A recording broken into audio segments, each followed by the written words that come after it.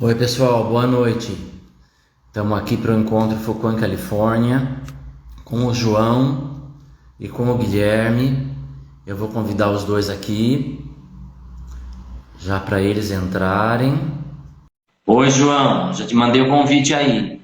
Você aceita? E mandar o convite pro Guilherme.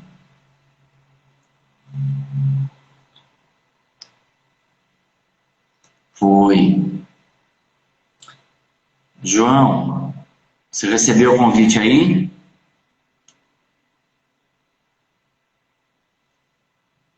Oi pessoal, boa noite Rafael.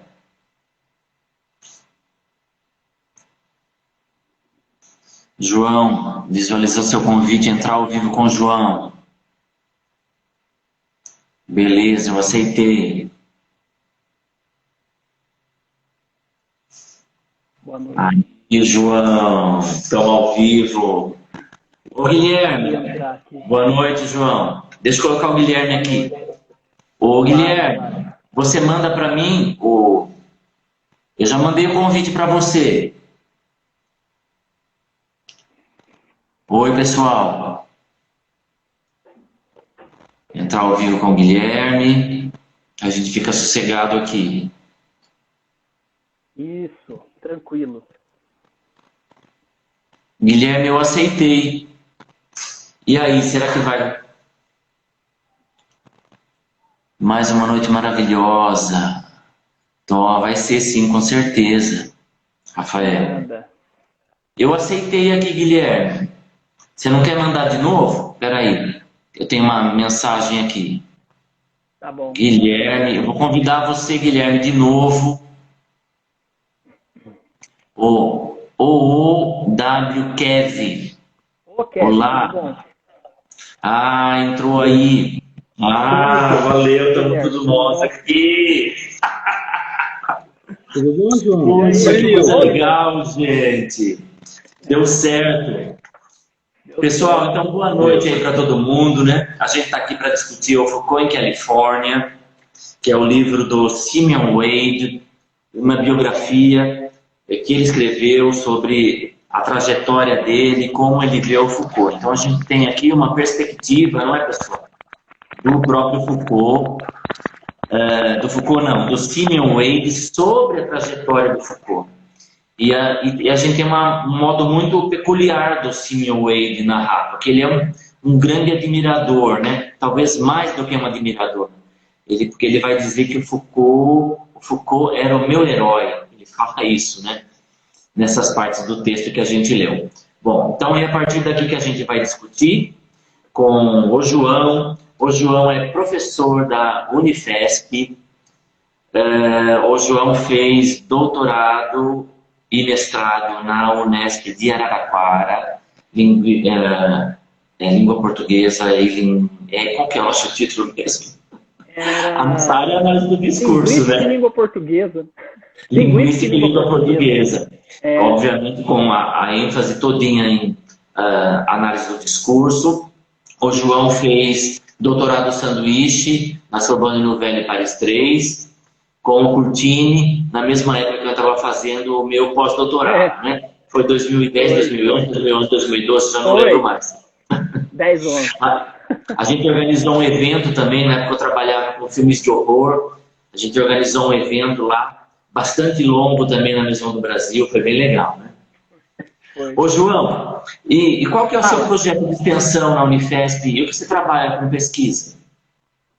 Então, eu coordeno o grupo de pesquisa Semiologia e Discurso, né? Tem alguns alunos meus aí que estão assistindo. Eu tenho um projeto de extensão Xadrez Nepeleste, que a gente está estudando xadrez, tem uma página também no Facebook e no Instagram. E, bom, eu tenho investido um pouco no projeto de pesquisa que é análise do discurso e investigação de evidências, né? Mito, discurso e construção de evidências. Enfim, a gente tem estudado bastante coisas variadas, né? Então, discurso político, midiático, Estou estudando os gregos também, mas isso aí é um projeto à parte, que eu gosto de. Puxa, que legal. Acho interessante, assim. Então, basicamente essas duas frentes, o grupo de pesquisa e esse projeto de extensão. Maravilha, João. E aí o Guilherme, a gente já teve com o Guilherme aqui no nosso primeiro encontro, abrindo o Foucault em Califórnia. O Guilherme tem doutorado pela UFO, não é? É isso, não é, Guilherme? Pela UFO e lidera o GEDIM. O GEDIM é Grupos de Estudo de Discurso, para pensar o discurso, a análise do discurso com Nietzsche. E o projeto de pesquisa do Guilherme é sobre gênero, sexualidade e discurso. E o Guilherme também tem doutorado de sanduíche na Sorbonne Nouvelle Paris 3, com a Sandrine Touré-Reboul. É isso, né? Reboul, não é? Reboul-Touré. Ao contrário, eu sempre troco. Reboul-Touré. Reboul-Touré. Bem, o Guilherme, então a gente já conhece o esquema aqui, não é? A gente vai falar aí dessas duas partes que são bem pequenininhas em número de páginas, né? E pelo tempo que a gente tem aqui. Obrigado ao pessoal que está aqui assistindo. Na medida do possível, se vocês quiserem comentar, se eu conseguir ver aqui e lidar com as duas coisas ao mesmo tempo, eu posso trazer as questões para a gente aqui e os comentários, tá bom? Pessoal, eu acho que assim, uma primeira coisa que chama a atenção da gente é a recepção do Foucault na Califórnia, naquele momento, mas sob o olhar e sob a perspectiva do Cine Away, não é? Que é uma perspectiva assim, bem singular para um acadêmico, não é? Bom, e a partir daí a gente tem discussões que eu acho que a gente vai pensar aí, esse lugar da história da loucura, a questão dessa experiência de iluminação do Foucault e como isso afetou e inclusive alterou os trabalhos posteriores dele depois de 1975. Né? Então, eu quero ouvir vocês, João, Guilherme. Não sei se vocês querem começar por aí, se quiserem começar por um outro lugar, também fiquem à vontade. Quem começa? Você ou eu, Guilherme? Como você preferir. Eu acho que pode ser você, João. Como você estava da... Tá bom. Então vamos lá, João. Tá bom. Bom, primeiro agradecer ao Newton pelo convite de poder discutir aqui. A gente já tem uma amizade longa, né, Newton? Desde, nem lembro, 2007, 2008.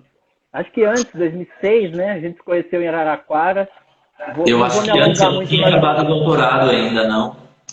Eu estava no mestrado ainda quando a gente se conheceu, né? Então, fazia tempo que a gente não conversava, né? Agradecer o convite também, cumprimentar o Guilherme, né, Guilherme?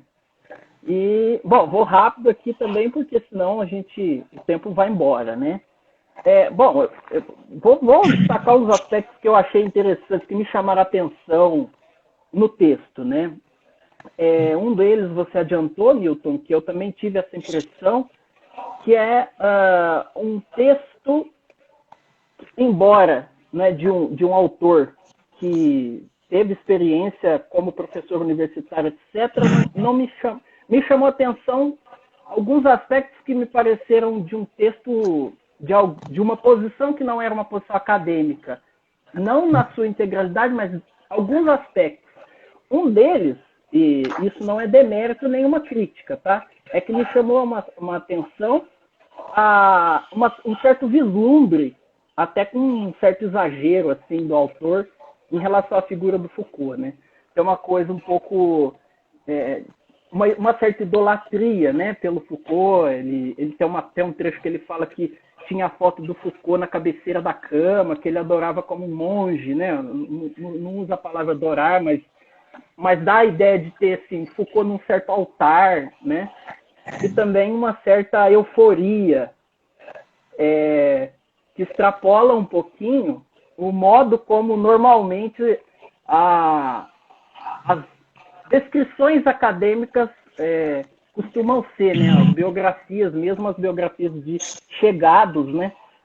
Costumam ser um pouco mais austeras, né? Não vou dizer que ele não é austero, mas ele costuma ser menos emotivo, né? Ele é bem emocional. Uma certa mesmo, euforia. né? Uma certa euforia, né? Mas esse é um ponto que academicamente a gente é treinado a escamotear, né? Porque as paixões, ela é aquilo que nos motiva, é aquilo que nos faz caminhar, né? Agora, a gente acaba... Então, é que tem um dado curioso. Quando isso me chamou a atenção, aí eu fui cotejar as versões. Na versão francês fala que ele era enfermeiro. Ele não era professor universitário, me dá a entender que ele abandonou essa carreira. Né? Sim, ele abandonou a carreira depois. Ele montou uma galeria também com companheiros em um determinado momento. Então, logo no início da carreira, quando a gente está falando do Simeon Wade, né? Ele estava na Universidade de Clermont, Clermont Graduate School, ou College, alguma coisa assim, que é algum tempo mais longe de Berkeley. E, enfim, o que aconteceu? Foucault estava vindo para os Estados Unidos, para a Califórnia em específico, na Universidade de Berkeley. O Simeon Wade ficou sabendo disso e, tendo conhecido já os trabalhos do Foucault, quis travar esse contato. Não é? Só que Clermont era uma universidade, um lugar menor, não é? Que Berkeley, obviamente, e o Simeon Wade tinha acabado de instalar um programa lá de pós-graduação, que se chamava, é um programa de estudos europeus. Ele queria que o Foucault viesse para inflar, né, para realmente fazer o programa dar certo. Essa é a ideia que a gente tem.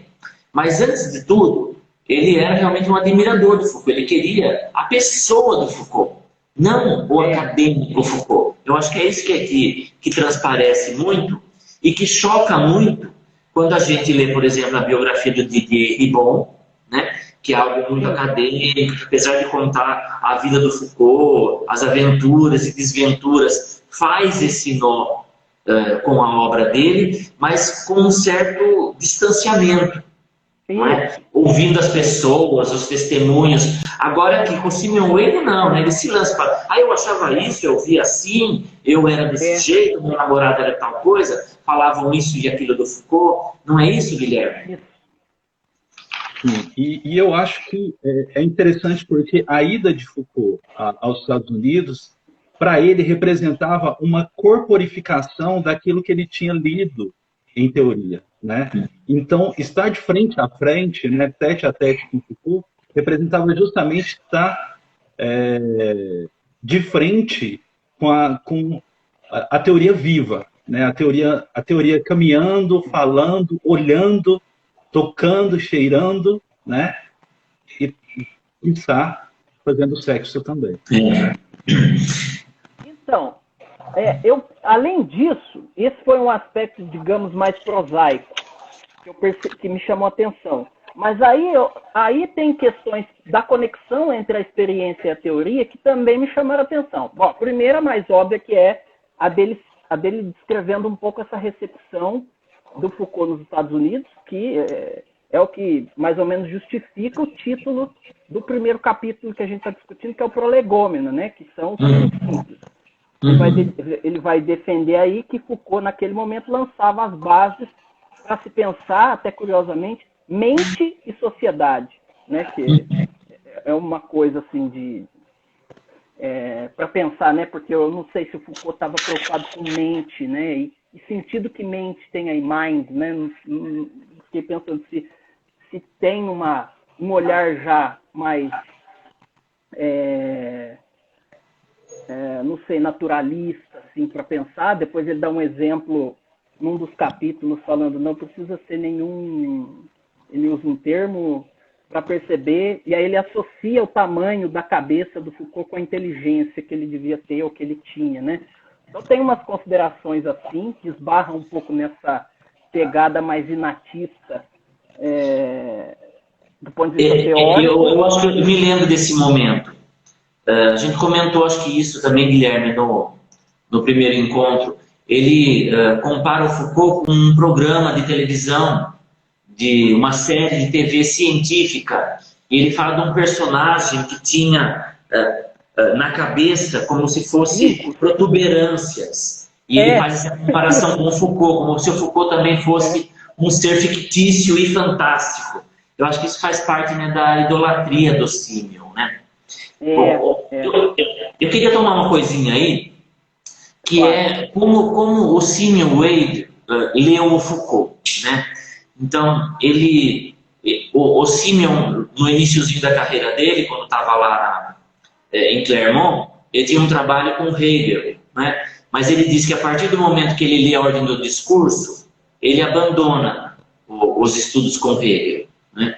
E a gente compreende isso, né? Porque no capítulo A Voz de Hegel da biografia do Foucault, acho que é o segundo capítulo, e tem essa discussão no YouTube lá do Labedisco, é um momento em que ele está pensando, na verdade, o Foucault está pensando como que a razão segrega a desrazão. E, pelo viés do Hegel, que foi o que o Simeon abandonou depois de ler a Ordem do Discurso, porque o Foucault toca nessas questões quando vai falar do Jean Hippolyte, do Candiani também, lá na Ordem do Discurso, é que o Hegel queria explorar o irracional e integrar uma razão ampliada, que era o caminho contrário do que o Foucault estava fazendo. Então, a gente vê também que o modo do Simeon compreender a obra do Foucault tem a ver com como o Simeon pensava a vida, essa relação talvez dessa que se chamou de mente, né, João? Essa questão de iluminar a inconsciência para transformar o indivíduo. Essa era a ideia do contato do Simeon com as drogas, não é? Com os alucinógenos. O que você acha aí, Guilherme? Então, eu achei muito interessante, porque justamente a gente vê essa crítica a Hegel justamente eu diria, nessa supervalorização da razão, que é algo que estrutura, por exemplo, a moral. O Nietzsche também critica essa questão da supervalorização do bem em relação ao humano, né? E isso foi tudo construído ao longo do tempo de modo a privilegiar o bem em relação ao mal, né? E eu acho interessante que ele olha só o conhecimento que ele traz, né? Porque ele fala o seguinte: depois eu li as palavras e as coisas. Abandonei o hegelianismo e declarei aos meus estudantes que, pelas ciências humanas, a conceitualização de episteme de Foucault era comparável à análise do duplo a dupla hélice. Dupla hélice, né? Então, é interessante a gente pensar especificamente isso, né? A noção de episteme, né? Que é um conceito extremamente interessante, principalmente no momento de escrita das palavras e as coisas, né? E para depois a gente pensar o próprio movimento Foucaultiano de deixar de pensar episteme para pensar a questão do dispositivo, né? E aí, pensando essa episteme especificamente como um conjunto de relações discursivas, né? Um fenômeno oriundo desse conjunto de relações discursivas, que permite pensar especificamente essa relação, né, da linguagem com o mundo e tal. O que você está dizendo, né, Guilherme? É bem como assim o Simeon estava gerenciando tudo isso para trabalhar nos programas de estudos europeus, né? Então ele estava muito engatado na teoria do Foucault, daí o interesse dele, além dessa quase idolatria, né, João? Você até chegou a falar de uma mitificação, a gente conversou antes, né? De uma mitificação do Simeon a respeito do Foucault. E, enfim, o que vai acontecer com o Simeon é uma coisa bastante triste, porque em algum momento ele vai se desplugar, né, se deslinkar dessas questões da universidade e vai ter uma vida totalmente à parte, diferente da academia.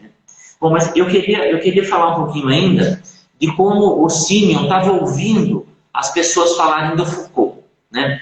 Parece que é uma questão de fofoca, de rumor, mas são coisas, acho que, importantes para a gente tocar, né? O Simeon, antes de se estabelecer, de ter uma relação realmente longa e duradoura com o Michael Stoneman, ele teve uma namorada que era professora na Sorbonne. E a professora me parecia, como ele chamava o pessoal também com o qual ele trabalhava, um pouco reacionária, né? Porque a namorada disse para ele que o Foucault fazia parte do infamous circle of homosexuals, do círculo infame dos homossexuais da Sorbonne, não é? Então, eu acho isso importante, porque quando o Didier Ribon, por exemplo, fala do Foucault, ele fala de dentro da questão da homossexualidade do Foucault. Inclusive as pessoas que falam do Foucault, né? Aqui a gente está vendo como as pessoas estão falando do Foucault de fora, né? E como uma crítica, né? Uma crítica, inclusive, quanto ao fato do Foucault ser de esquerda. A namorada eu esqueci o nome, já fica chamando de namorada, mas que ele fala o nome, né? Alguma coisa assim, em algum lugar. E aí, é interessante a gente pensar, voltando lá na questão da amizade, que a gente discutiu no último encontro, aqui a gente percebe claramente como que a sexualidade é aquilo que abre relações para o sujeito, né? Mas, de certa forma, cria também traços identitários, né? E, de certa forma, aprisiona o sujeito e delimita jogo de imagens ou de representações que ele tem. Mas antes disso, o Newton, tem uma parte que eu achei interessantíssima, que é quando ele fala que o que mais impressionou ele foi o modo como Foucault, de certa forma, a proposta do Foucault, que era muito diferente daquilo que ele tinha visto em Harvard, que ele falou que os teóricos lá eram extremamente de ideologias pueris e de metodologias obsoletas, né? Ou seja, já não produzia mais. Isso lá no segundo parágrafo, né? E no final, tem uma parte que eu acho muito interessante, que me chamou muita atenção, não sei se é porque isso me toca, eu tenho me tocado ultimamente, em que ele fala diretamente sobre a questão do antiédipo, e aí ele faz a triangulação entre Deleuze, Guattari e o Foucault, né? Principalmente na introdução que o Foucault escreveu ao antiédipo, falando sobre a questão do fascismo, né? Que a gente vive, a gente sente na pele ainda hoje esse fascismo. E eu queria ainda ressaltar nessa linha aí que as pessoas diziam assim: você é um estudante americano, falavam para o Simeon, né? Para você é difícil demais entender a arqueologia, né? Eles estão lá em 75, né? Foucault escreveu arqueologia em 69. Então tinha uma desmotivação de uma grande parte intelectual também, que dizia, tudo isso é muito difícil, né? Deixa isso para lá, não acompanha não. Mas tem uma coisa legal que para a gente, quando a gente lê, fica meio fora de ordem cronológica. Eu tenho um tonho, assim, quando eu leio, né? É difícil estabelecer as datas. Porque o Simeon vai trazendo coisas do Foucault, no texto, que ele escreveu o original do manuscrito, que a gente vê aqui, em 1990. Mas o Foucault chegou a ler esse manuscrito do Simeon. Então, o Foucault leu isso antes de morrer, antes de 84. Né? Então, o Simeon estava muito plugado no modo do Foucault pensar. Porque ele fala assim, que o Foucault era um jornalista, né? No caso do diagnosticador do presente. Então, me parece que o Simeon está dizendo isso a partir do contato mesmo ali, ainda nos anos 70. E isso vai aparecer nos trabalhos do Foucault, pelo menos nas nossas leituras em ordem cronológica, muito depois, no final dos anos 70 e início dos anos 80. O que são as luzes, o que é a crítica, a cultura de si, né? Inclusive, ele fala que o Foucault diz uma coisa assim: somos o que dizemos, para estabelecer esse lugar de jornalista, de um diagnóstico do presente. E eu não me lembro nunca de ter lido uma frase, vou chamar de enunciado, né? Uma enunciação desse tipo num texto do Foucault. somos o que dizemos. Tão categórico, né? Ele sempre categórico assim, formação discursiva não é isso, não é aquilo outro. Discurso não é isso, não é aquilo outro. Então, quando ele fala categórico, somos o que dizemos, é interessantíssimo. Né? O Simeon, ele traz uma fórmula, realmente, né? Ele fecha. E aí, João, me diz aí. Eu acho que isso que você falou muda um pouco a impressão que eu tive de um outro aspecto que eu acho que ele mitifica um pouco. Eu acho que ele mitifica a figura do Foucault e ele mitifica a experiência com o alucinógeno. Claro, né? Enfim, em que medida eu tive essa impressão? E aí precisa, além desse dado que você trouxe que eu não tinha, né? Que o Foucault mesmo leu, tem que ver como que o Foucault leu isso, né? Porque assim como me parece que ele exagera em alguns momentos, ele pode ter exagerado nessa leitura que o Foucault fez, não sei, aí você pode, eu deixo o gancho aí, você continua, porque assim, tem um trecho que ele diz o seguinte, que a experiência no deserto, que está mais ali na fórmula, né? A fórmula então seria Foucault, mais a Pedra Filosofal, mais o Vale da Morte, mais o Michael Stoneman, que é o companheiro do marido do Wade. Que o Foucault teria mudado o rumo da história da sexualidade a partir dessa experiência, e subentende-se a partir do uso de droga. É aí que eu fiquei um pouco... Não que eu não acho que experiências desse tipo alterem a percepção, mas a história da sexualidade me soa muito regular, apesar das alterações.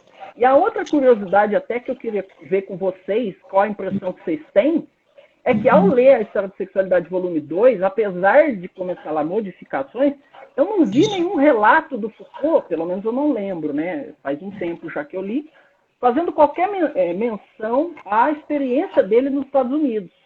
O que me chama um pouco a atenção, porque se o Foucault teria reconduzido toda a obra dali em diante, a partir dessa experiência dos Estados Unidos, ainda que a gente hipotetize algo como, ele não fez isso porque era muito conservador, ele dizer que mudou porque usou droga. Mas poderia ter dito de outro jeito, né? Poderia ter dito, foi a partir das minhas experiências nos Estados Unidos, que me parece o Vale da Morte foi muito pouco, assim, em termos de tempo, perto do resto que ele fez lá, né? Me parece que foi um final de semana, ele estava lá, vamos lá no Vale da Morte, vamos, né? Ele nem me respondeu a carta que o Wade mandou depois, né? Uma das cartas, acho que a segunda, o Foucault não respondeu, ele ainda até diz, olha, desculpa, o Foucault meio faz né, não quis ser grosseiro, né?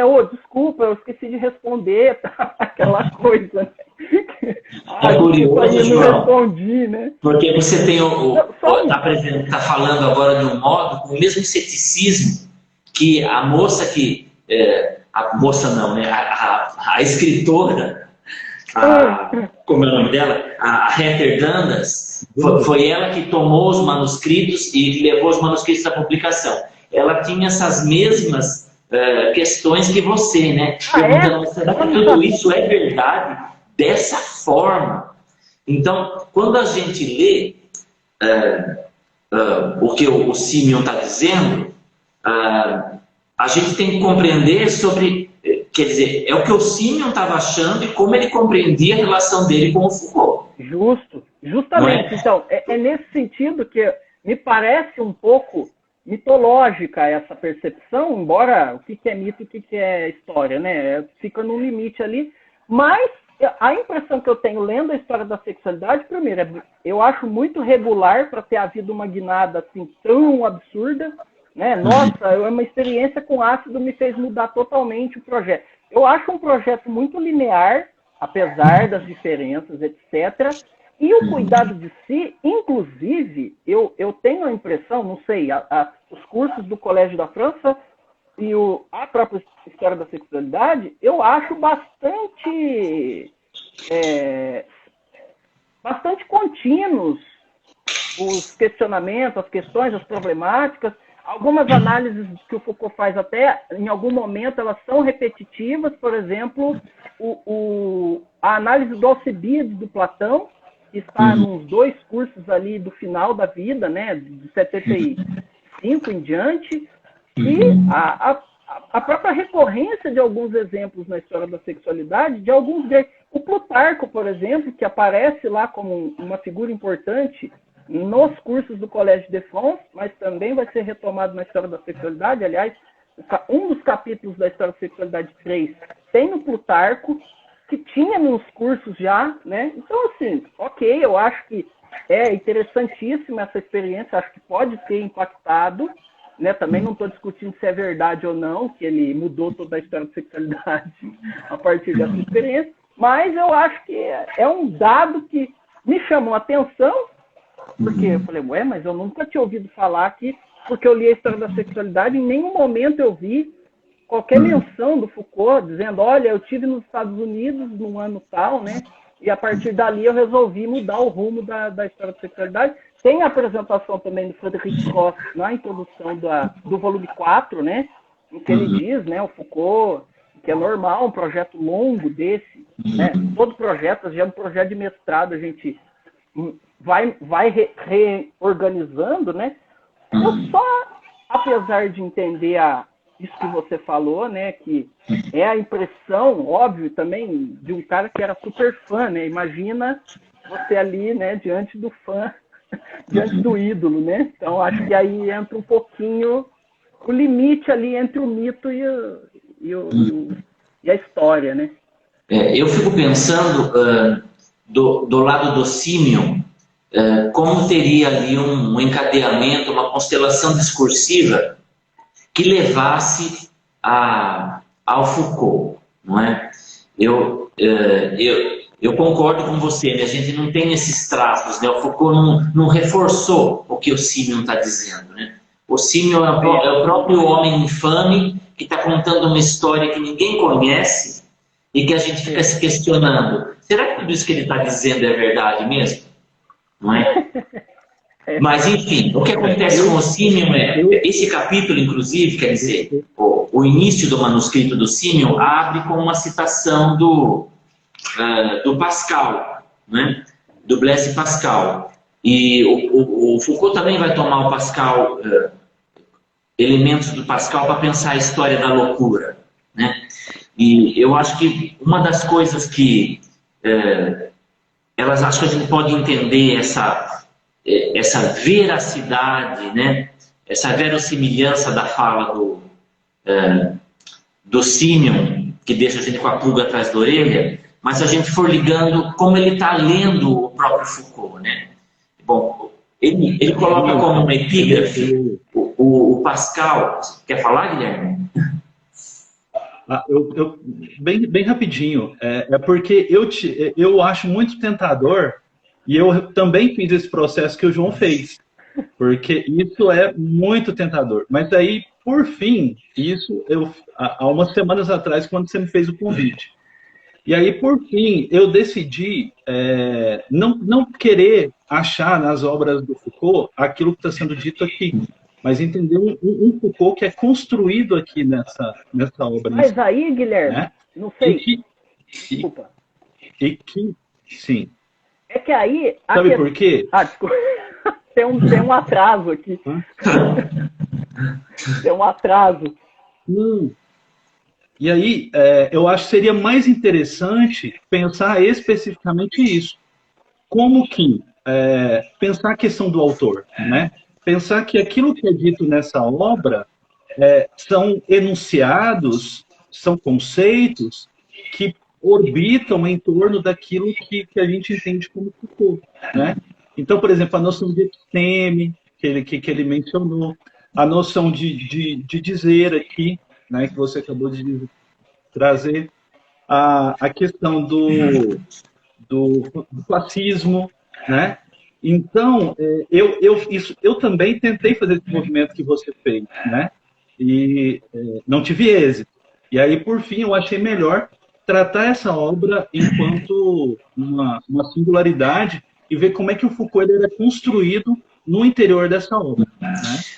E eu fico pensando, a gente fica pensando, né, em como abordar o que o Simeon está dizendo. E como entender quem é esse Simeon que fala do Foucault. Bom, eu fico pensando nas imagens, né? Como que as relações podem ser provadas pelas imagens deles na Califórnia. Tem outras do Foucault com o namorado do Simeon, né? Então pareceu que foi pelo menos um período ali que eles realmente estiveram juntos. Mas a questão na ordem do subentendido, e aí eu tentei trazer um pouquinho, por isso que eu acabei me enveredando por essa abordagem que a gente vai levando aqui. E aí vocês vão fazendo enfim, a gente vai trocando impressões de leitura, né?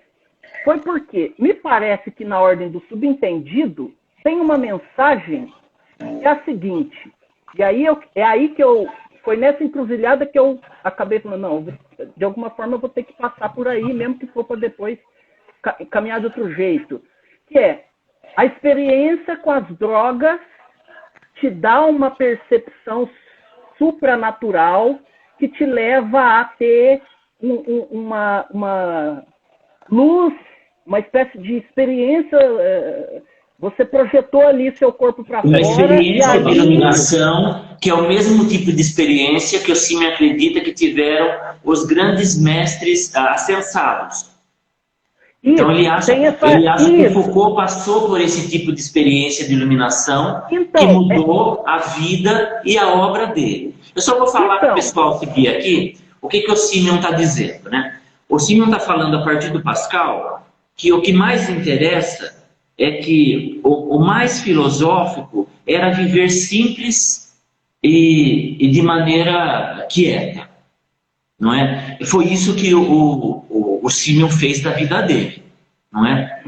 Porque o Simeon, na verdade, só acabou publicando tudo isso porque teve alguém lá, a escritora, a Dundas, que se interessou pelo caso e foi escarafunchar tudo isso, não é? Ele escreveu e, enfim, morreu. E esses manuscritos aqui foi publicado depois da morte dele, inclusive.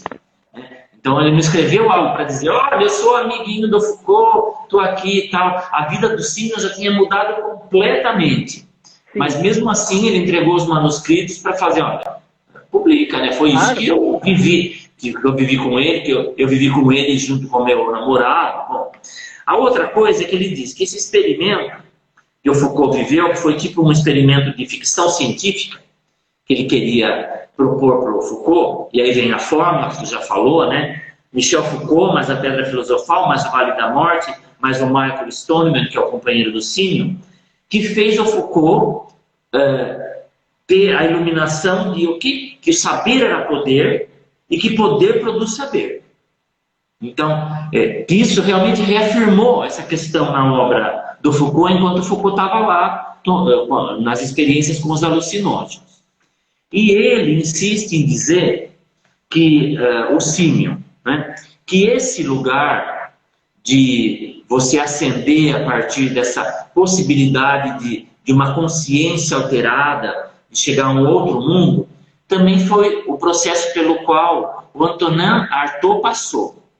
Não é? Inclusive, quando ele escreve a carta para o Foucault, ele cita uma passagem do Artaud para o Foucault, que tem a ver com esse momento de grande iluminação da mente. Eu queria estender um pouquinho mais aí. Já vou parar, viu, gente? Faço só mais 3 minutinhos.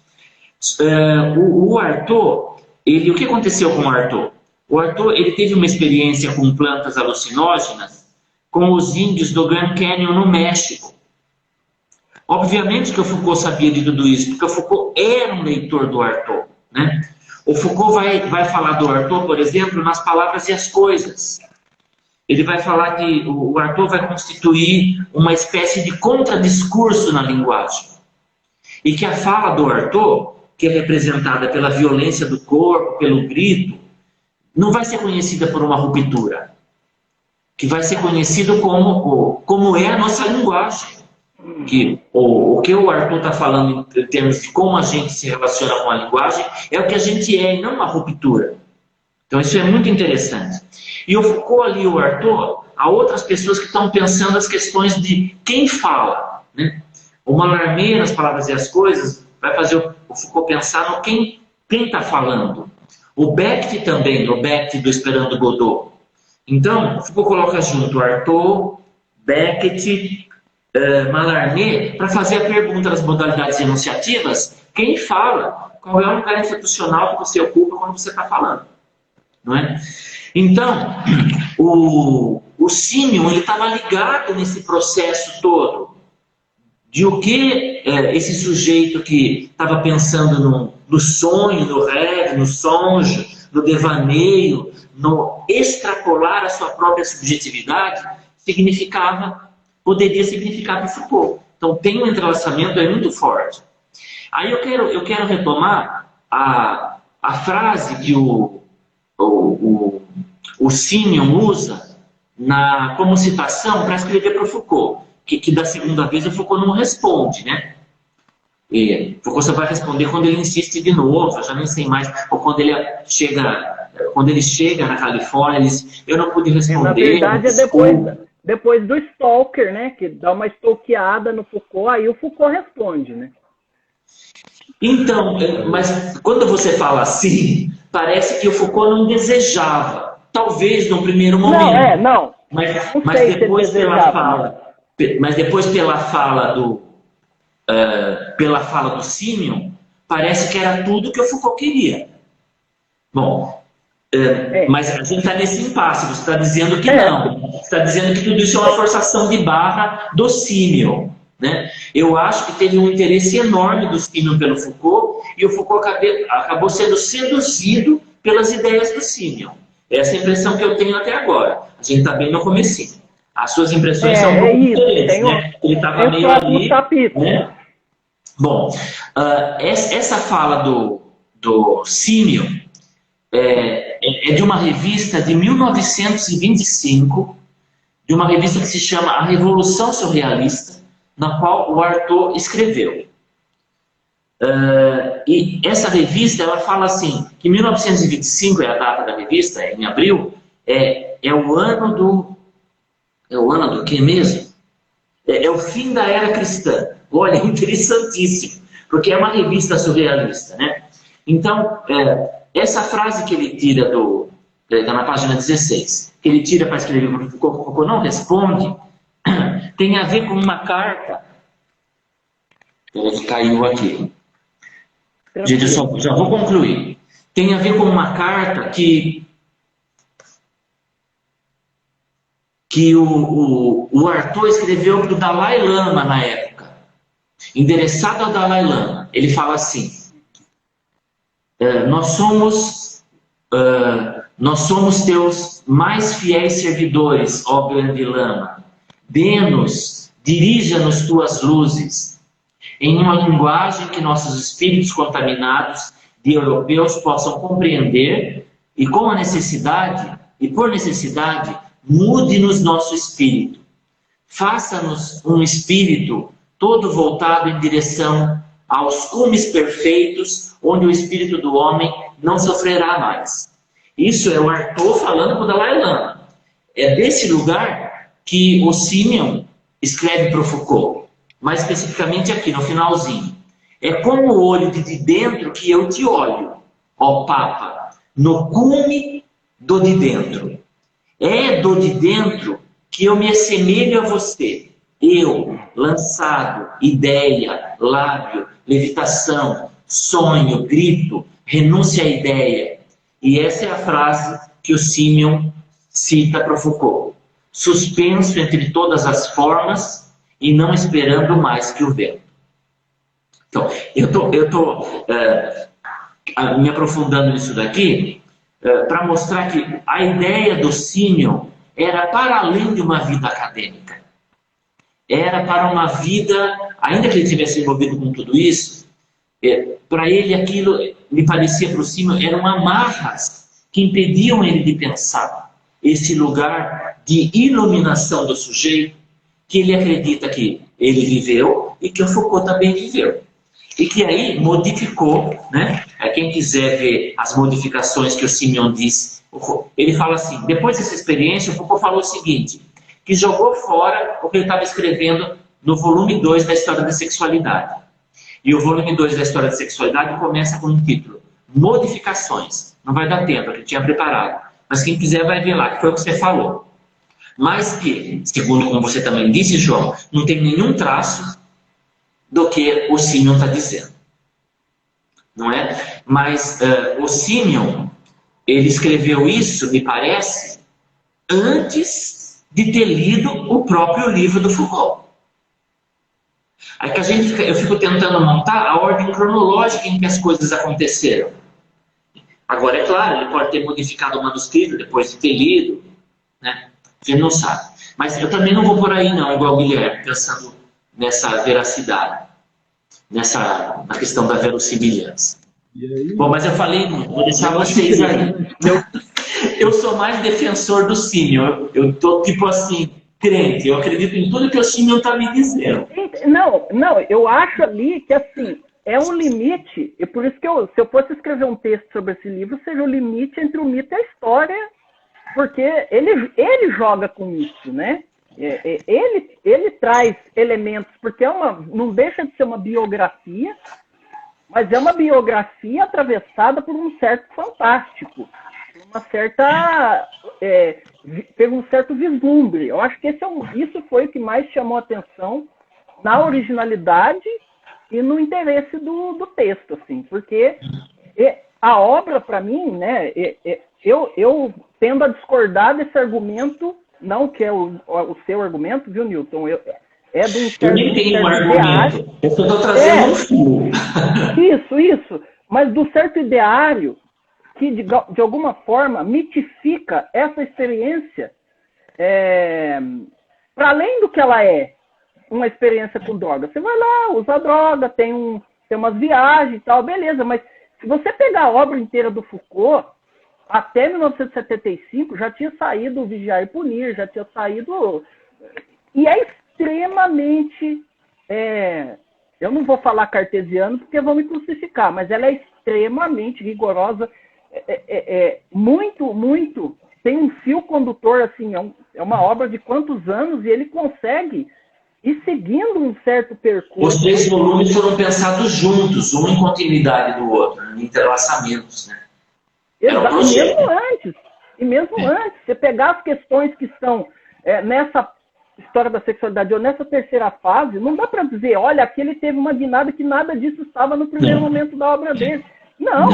Aliás, a gente acaba tendo de desconstruir, inclusive, uma série de trabalhos que mostram o quanto, por exemplo, a questão do sujeito, da subjetividade, já estava no Foucault lá das palavras... Lá em doença mental e psicologia, já estava lá. Perfeito, exatamente. Então, assim, por isso que eu entendo que é o olhar do Wade, mas não deixo de achar curioso, né? E aí não me deixo seduzir por essa parte específica da obra, no sentido de que ele teve essa experiência lá, e acho que tem um momento que ele fala, ele mudou completamente, ele usa um termo, enfim, mudou completamente o instrumental da ética de Foucault, da ética Foucaultiana, acho que é algo assim que ele diz, acho que na página 10. E ele diz também que foi o que levou Foucault a pensar o sujeito enquanto obra de arte. Ele diz assim, eu acredito que a experiência no Vale da Morte foi instrumental para fazer o Foucault, ou para tornar a ética Foucaultiana possível.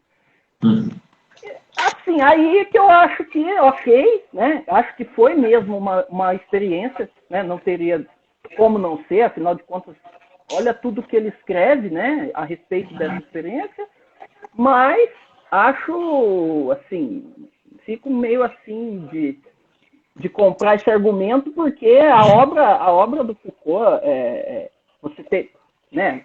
Eu não vejo uma modificação tão radical nessa... Porque senão a gente tem de dizer, não tinha um pouco dessa ideia da estética na História da Sexualidade 1, que já estava publicada? Olha, ouvindo você, João, o que me faz pensar é que quando a gente, ao ler esse livro, essa biografia, vamos dizer, não é? A gente entra em contato com mais uma pessoa das relações do Foucault, que era do universo infame, que realmente a gente não tinha contato. E quando a gente lê a biografia do Foucault pelo Didier Ribon, a gente vê a hierarquia que tem lá, né? Os grandes nomes, as grandes pessoas, os grandes pesquisadores falando do Foucault. E aí a gente tem uma comprovação, porque o outro diz, em comparação ou em contraposição, enfim, é um diálogo enorme entre todos esses lugares. Aqui com o Ocínio a gente não tem como fazer isso, né? Mas a gente tem um lugar de... É uma experiência de alguém falando como leu Foucault e como o vê, como viveu com ele, enfim, que sai fora do círculo que a gente está habituado. E, obviamente, leva a gente a questionar todas essas mudanças que ele acredita que aconteceram por causa da droga. Que ele acredita porque a gente está lendo a partir da perspectiva dele, né? Então, é isso. Vamos ouvir o Guilherme aí? A gente tem mais 5 minutinhos. Então, eu acho bacana, e eu gostaria de voltar numa parte em que ele fala sobre revolução molecular, né? Eu acho essa questão porque ele falou assim, ó, eu tentei introduzir na ortodoxia da Universidade Americana os métodos e as ideias do porta-voz parisiense, da revolução molecular, né? Eu acho interessante a gente pensar, principalmente no campo da análise do discurso, essa questão molecular, né? Dessa infra-relação, né? Ou dessa relação mínima entre os elementos, que diz respeito com toda a construção que ele está fazendo aqui, com o deserto. Eu lembro que semana passada eu falei do deserto, que é a fragmentação, que é a delimitação. Isso diz respeito especificamente, e é importante, para a gente entender a própria constituição do sujeito, né? Numa perspectiva molecular, né? Numa perspectiva de fragmentação, né? Então isso daqui mostra, de certa forma, um diálogo interessante com a teoria do descentramento do sujeito, né? Trabalhado e vivenciado por Foucault, né? Então eu acho que a partir desse questionamento e a partir da experiência com o LSD, que causou aquilo que não sei se foi a Dundas ou se foi o Simeon que fala, causou uma experiência limite. Essa experiência limite que provoca um alargamento da consciência, né? Um alargamento da consciência que provoca interpretações outras da realidade, né? Então, essa movimentação do jogo interpretativo eu acho interessante, né? E diz respeito, inclusive, do ritual, né? Desde viagem até o vale, a separação em doses milimetricamente calculadas, a questão do bacanal proposto por eles, né? E a questão dionisíaca. Mas eu acho que no X da questão entra também aquilo que a gente está pensando agora, que é a questão de uma ditadura da razão, que é algo que essa experiência limite coloca em xeque. A experiência limite coloca o apolíneo em xeque totalmente e faz sobressair o dionisíaco.